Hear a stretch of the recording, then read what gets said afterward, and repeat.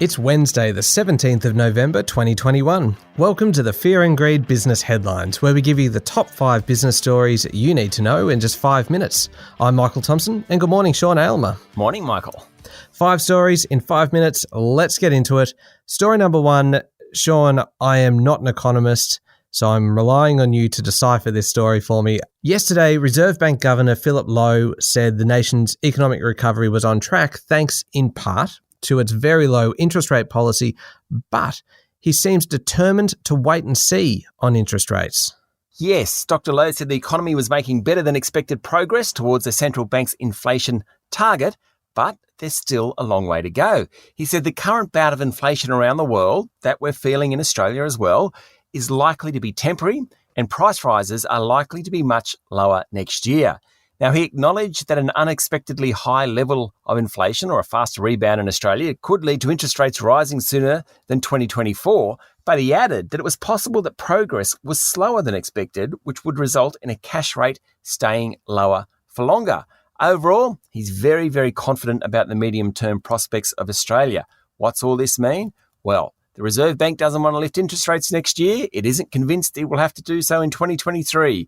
It's a bit surprised by the current bout of inflation, but not overly concerned. That means variable mortgage rates should remain lower for a couple of years yet, helping house prices. It means investors won't get great returns putting money in the bank, and it will do no harm to equity markets.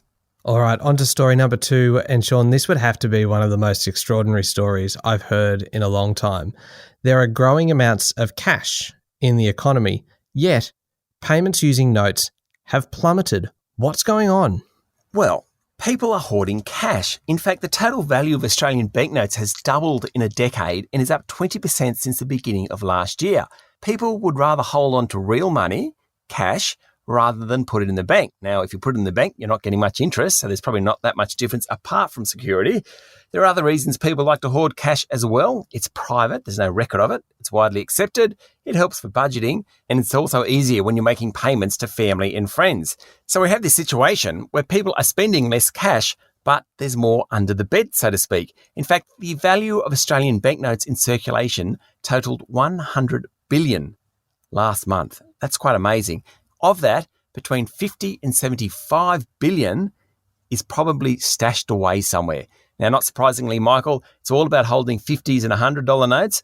There's much less demand for $5, $10 and $20 notes. Incredible, really. It is absolutely incredible that there's up to $75 billion just tucked away in people's houses. I can assure you it's not at mine. Nor mine. All right, on to story number 3. And Google is going to spend $1 billion in Australia over the next 5 years on a range of projects and could potentially create 28,000 new jobs. Interestingly, the Prime Minister was at the launch. It seems everyone's friends again now. Yes, times have certainly changed. The Morrison government has had an acrimonious relationship with the big tech companies, including Google, who at one point threatened to withdraw its search engine from Australia, but obviously things are better.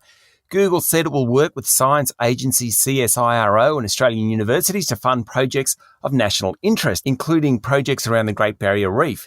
Google will provide the technical grunt, such as cloud computing resources and artificial intelligence. They'll also build a research hub in Sydney, and that's where the jobs will come from. Now, the event yesterday was attended by the Prime Minister, as well as Google's global boss, Sundar Pichai. He attended virtually. Mr. Pichai said the program will help the development of Australia's digital infrastructure focused on cloud computing. Mr. Morrison said Google's investment was a vote of confidence in the Australian economy. Perhaps he also hinted that he was good mates with Sundar Pichai, calling him by his first name, saying they'd been discussing the world. He's falling into that name-dropping habit again. He certainly is. On to story number 4 this morning, Sean, and this is a big one and some probably good news where I don't think we're expecting necessarily to get any. The US president and the Chinese president have had a pretty friendly meeting. They have, and they emphasise the need for cooperation.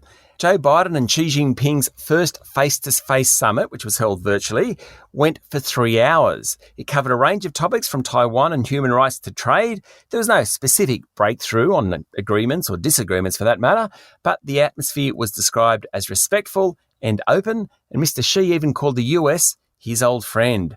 It's certainly a start for the two global superpowers. Yeah, certainly is. Story number 5, last one, and maybe this is one for the people that have the $50 to $75 billion tucked under the beds. There's been a rush for private jets, Sean. Apparently, the patchy scheduling of commercial flights has triggered a surge in private flights. In fact, more than 4.2 million private jet flights have taken place this year so far, with a record number in each of the past 6 months, according to aviation data provider WingX. These are global numbers, not Australia, of course. Incredible, 4.2 million private flights. Yeah, it certainly is, Sean. That's it, the top 5 business stories in 5 minutes. Thank you very much. Thanks, Michael. It's Wednesday, the 17th of November, 2021. Remember to hit follow on the podcast, and if you'd like something a little bit longer, you can find our full Fear and Greed podcast on your podcast platform, or head to fearandgreed.com.au, where you can also sign up for our free daily newsletter.